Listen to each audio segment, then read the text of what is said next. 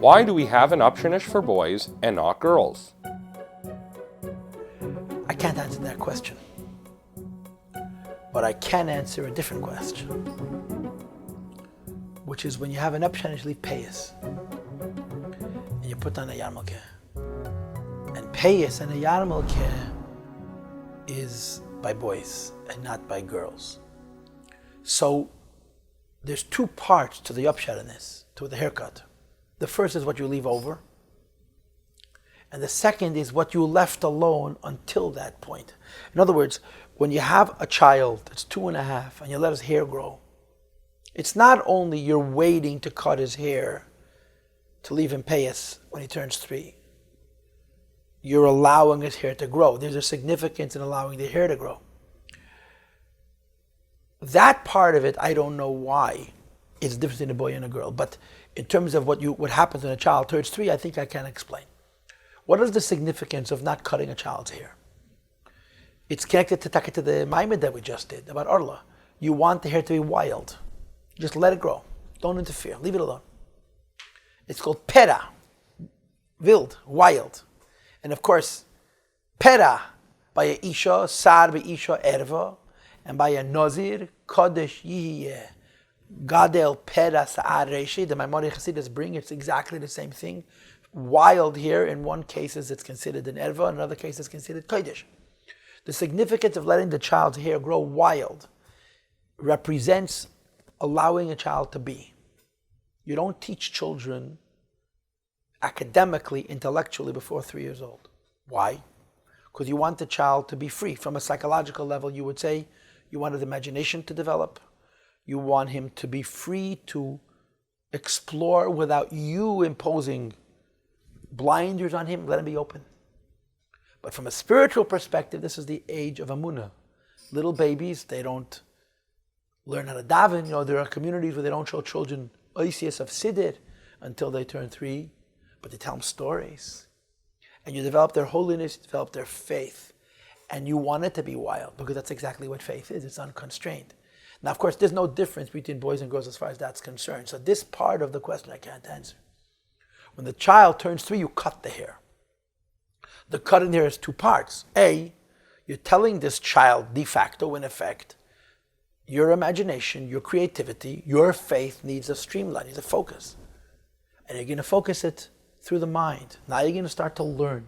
You have to sit in the classroom, you have to sit in the chair, and you have to pay attention and develop discipline and control and order, which are very important things, but they're confining.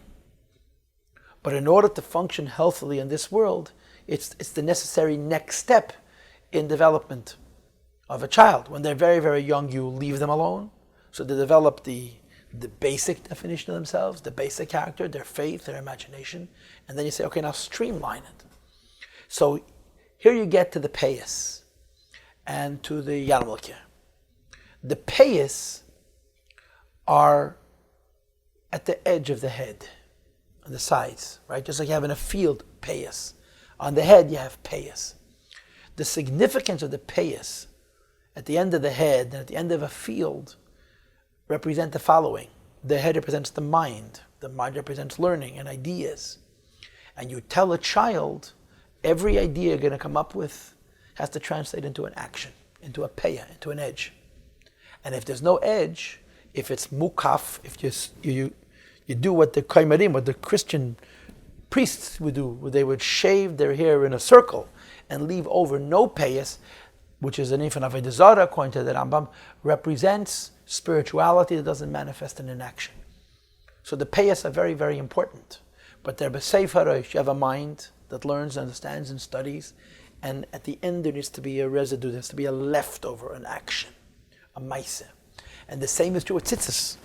Tzitzis at the end of a beged is exactly the same principle. The garment represents all kinds of lofty things.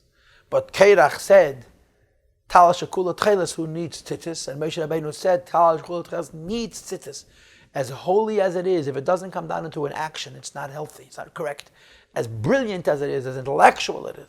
So now when you get to the question of boys and girls, I think the answer is because from a mystical perspective, from a Torah perspective, the difference between a boy and a girl is what is primary in their life. The mind or the heart. the proactive part of being human or the natural aspect of being human. What that means, in other words, is every human being, every man and every woman has a mind and a heart, has a mind and a soul.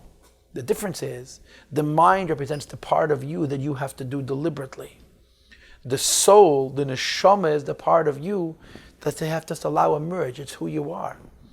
And although men and women share both of those things, in men, at Al Pi Torah, the predominant thing is the creative aspect, what they have to do.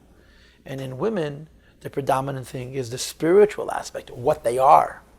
And therefore, tzitzis and payas are much more important to a man, because since he is defined by, to use a halachic term, by a Gemara term, by his being a conqueror, the need for being careful that his pursuits should be healthy, which is defined by everything coming down to a payah, to an edge that's behaviorally motivated, is far more important. So I'm not really answering your question. I don't know why girls don't grow their hair wild till the age of 3, because that aspect of it is arguably the same for men and for women. But the idea that when you cut the hair you leave over the payas, I think you can explain from a spiritual perspective why it's more in men than it is in women. And I understand that some people will be insulted, I'm separating men from women, but I think I'm sharing with you what the Rebbe says in the Siches, the Sicha Vayechi about Rachel and Yankiv, that explains the difference between men and women. The point that I'm making is from that Sicha.